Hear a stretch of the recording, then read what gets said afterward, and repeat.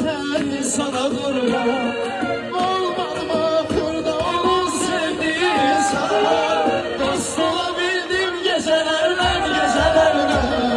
Dost olabildim gecelerle gecelerle. Sürünürüm idiler küçelerden küçelerle. Sürünürüm idiler küçelerden küçelerle. Görmeler yazmamışam, ne yazmışam? Sofayı fikirleneceğim, ne yazmışam? Öz hayatım aktaran ne yazmışam? Sen olan yerime garet eləmişəm. Ben açan eşqə xəyanət eləmişəm. Sənə öz canımı əmanət eləmişəm. Qara saçlarımı ağartmışam mənim. Səndən Allaha şikayət eləmişəm. Çok büyük ihtimal ile hayatım olmadı bir misal ile. Ben müqəddəs sayarak hayal ile kara gözlerini ziyaret eləmişəm. Mənə sən işi xəyanət eləmişəm. Sənə öz canımı əmanət eləmişəm. Qara saçlarımı ağartmışam mənim. Səndən Allaha şikayət eləmişəm.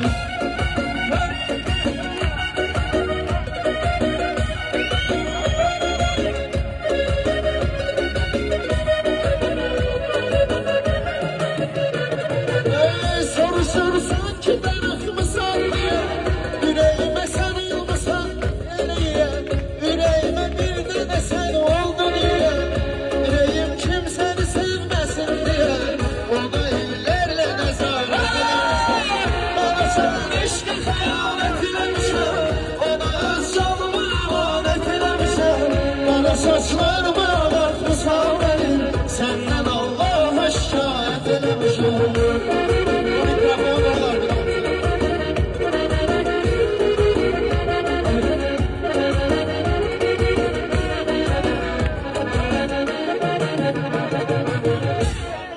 Ömrümü hissettiğim afette dönüyor çıktı.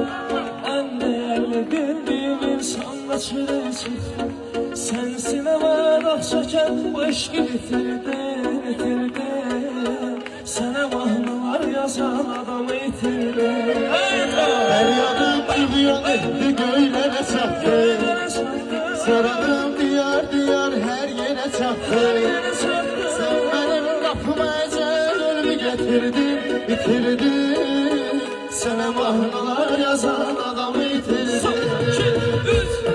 Peşman olarsa, yaydarsan ehlederem, sehlederem.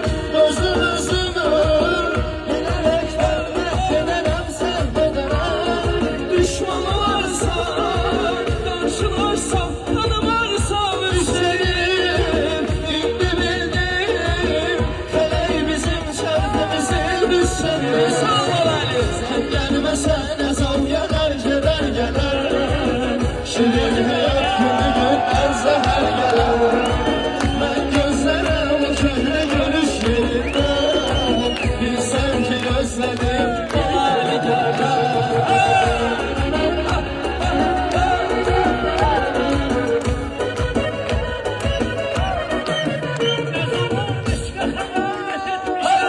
Sana öz canımı emanet